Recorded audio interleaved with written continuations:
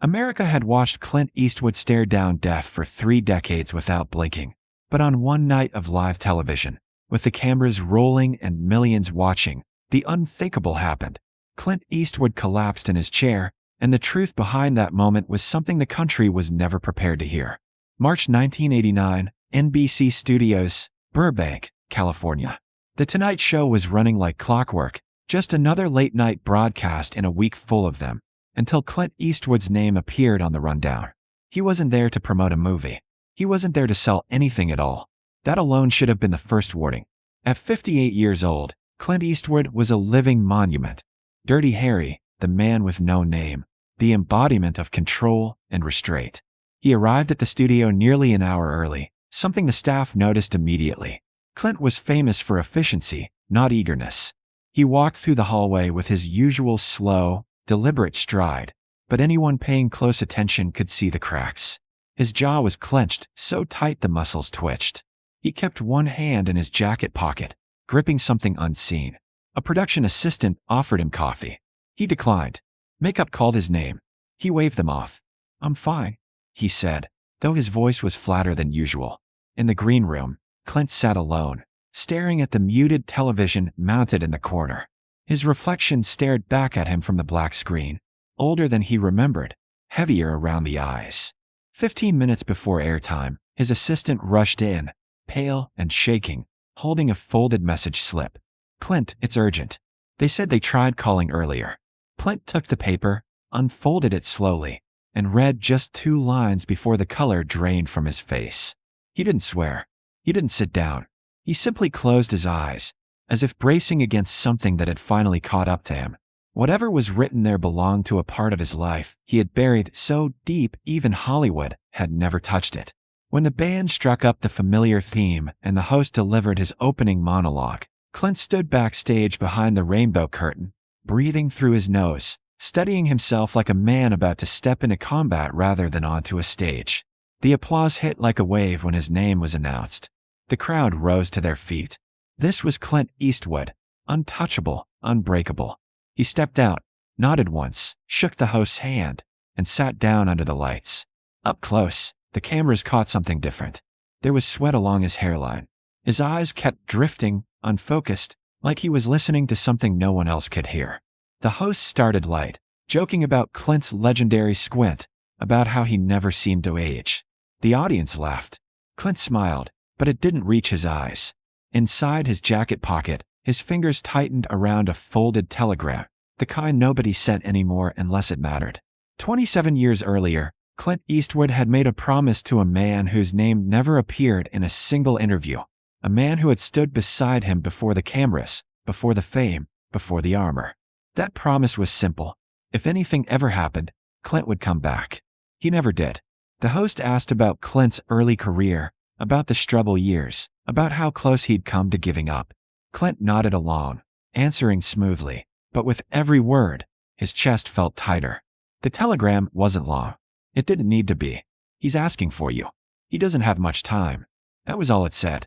The man Clint owed his career to, the man who took the fall when a studio disaster nearly ended everything, was dying in a VA hospital 2 states away, believing Clint Eastwood had chosen fame over loyalty. The host leaned forward, smiling, and casually mentioned a forgotten project from the late 1950s, a title most of the audience didn't recognize. Clint's head snapped up. His breath caught. That name wasn't supposed to be said. Not here. Not now. The studio lights seemed brighter. The applause faded into a dull roar in his ears. For the first time in his life, Clint Eastwood felt something he'd spent decades outrunning: panic. His vision tunneled. His hands went numb. He tried to answer, but the words tangled in his throat. The host asked if he was all right. Clint opened his mouth to say yes, because that's what he'd always said, what he'd built an empire on saying. Instead, the world tilted. Clint Eastwood slumped forward, collapsing in his chair as gasps ripped through the audience. The band fell silent. The cameras didn't cut. Producers shouted offstage. A man who had played indestructible heroes for a generation lay unconscious under studio lights, undone not by age or illness, but by a truth he could no longer keep buried. And as stagehands rushed in and the host stood frozen in shock, one thing became terrifyingly clear. This wasn't a medical scare. This was the moment a promise broken decades ago finally came due, live on television, with no script left to hide behind. The cameras cut to commercial, but the room stayed frozen in a kind of stunned silence that no producer's headset could break, the kind that settles when something irreversible has just happened. Clint Eastwood regained consciousness on the studio floor, staring up at a grid of lights that looked nothing like the skies he'd stared into from film sets or mountain ridges. These were harsher, unforgiving, built to expose rather than flatter. A medic asked his name. Clint answered automatically. Another asked if he knew where he was. "Yeah," Clint said, his voice rough but steady now. "Right where I didn't want to be." Backstage, the host tried to joke it off, to suggest fatigue or dehydration, anything simple and safe, but Clint shook his head before the words were finished. He sat up slowly, waved the medic away, and asked for the telegram he'd dropped when he collapsed. His assistant hesitated, then handed it over. Clint unfolded it again, as if reading it a second time might change the ending. It didn't.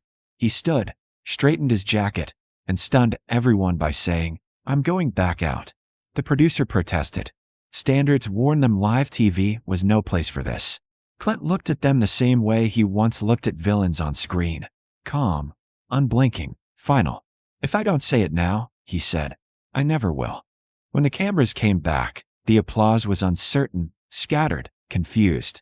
This wasn't the Clint Eastwood people expected to see. His face was pale, his voice quieter, stripped of the steel cadence that made directors listen. The host asked gently if he wanted to end the segment. Clint shook his head. "No," he said. "I owe someone the truth." He reached into his pocket and placed the telegram on the desk between them. The audience leaned in without realizing it.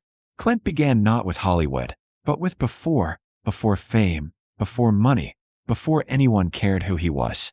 He spoke of a forgotten film set, a cheap production held together by hope and borrowed equipment, and a man named Samuel Kincaid, a Korean War veteran hired as a technical advisor and occasional stand-in. Sam was older, broken in ways Clint wasn't yet, but he knew things Clint didn't. How to keep going when fear crept in, how to take responsibility when things went wrong. When a stunt went bad, it wasn't Clint who took the blame. It was Sam. The studio blacklisted him quietly. Clint walked away quietly. Success came fast after that. Television roles, westerns, money, silence. Clint told the audience he wrote letters at first, then fewer, then none. "I told myself he understood," Clint said, his hands folded tightly now, knuckles white. "I told myself survival required it." The host didn't interrupt. The band didn't move. Clint admitted he'd received news over the years. Sam's struggling, Sam's sick. But each time, he found a reason not to go. A shoot, a deadline, a life built on not looking back. The telegram changed that because it wasn't a request. It was a final courtesy. Sam was dying, and the nurse said he'd asked only once if Clint remembered him. Clint's voice cracked then, just slightly, enough to make the audience realize this wasn't performance. "He saved my career," Clint said, "and I repaid him by pretending he didn't exist." There were no gasps now, no whispers, just listening. Clint explained the collapse plainly. His body had done what his mind refused to for decades. It stopped running. He looked straight into the camera, something he rarely did outside a scene, and said, "If you're waiting for the right time to face what you owe someone, this is it. Because the bill always comes." The host thanked him quietly. The show ended without jokes, without music, without closure. Backstage, Clint sat alone again, but this time the silence wasn't empty. It was resolved. Within an hour, a car was waiting to take him straight to the airport. He didn't call ahead. He didn't bring press. He carried only the telegram, folded carefully, as if it were something fragile at last. America went to bed that night thinking they'd witnessed a breakdown. They hadn't. They'd witnessed a man finally turning around to face the part of his life he'd left behind. And the truth was, this was only the beginning. The flight east lifted off just before dawn, the cabin dim and silent, and Clint Eastwood sat alone by the window, watching the city lights shrink beneath the clouds, feeling something unfamiliar settle in his chest. Not fear this time, but finality. He hadn't slept. He didn't need to. For the first time in decades, there was nowhere left to run, and that strange relief carried him across state lines and years of avoidance. The hospital was smaller than he expected, an aging VA facility with scuffed floors and the quiet patience of a place that had seen too many endings. No one recognized him when he walked in. There were no posters, no cameras, no hushed whispers. Just a receptionist who pointed him down a hallway and a nurse who nodded once, as if she'd been expecting him longer than she let on.